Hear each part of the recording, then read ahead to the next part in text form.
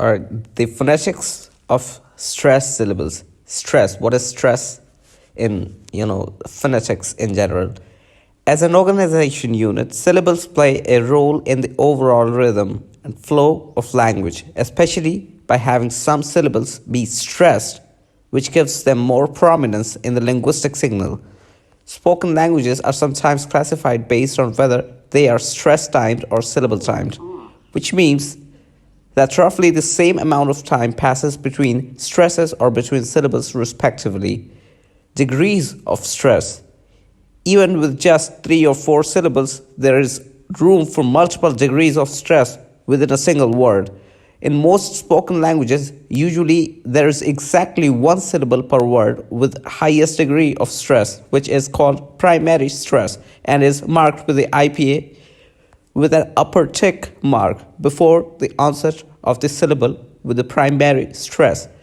So here is an example that you see where the first word belu which means basket, it has stress on the first syllable, whereas the second example where you see belu, which has stress on the second syllable.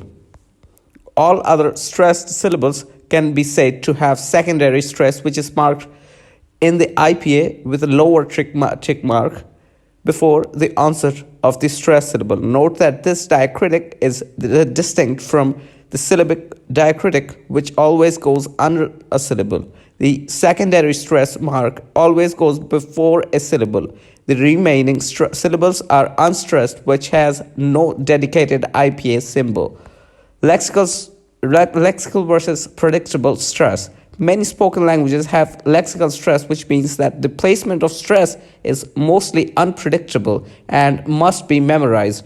For each word, this can create minimal pairs such as taru, fast runner versus taru, batter, belu, basket versus belu, flute, in Khowar direct language of the Indo-European family spoken in Pakistan. Primary stress is nearly always one of the first 2 or the last 2 syllables in a word.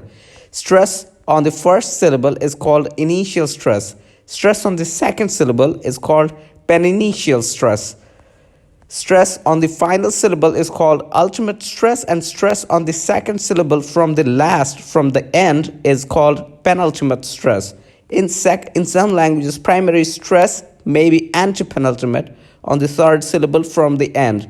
Allow the final syllable to be invisible to stress as if it were not there. Interestingly, we do not seem to find the equivalent of third stress from the beginning, likely because the first syllable is very psychologically prominent and so it cannot be ignored in the same way the final syllable can be ignored.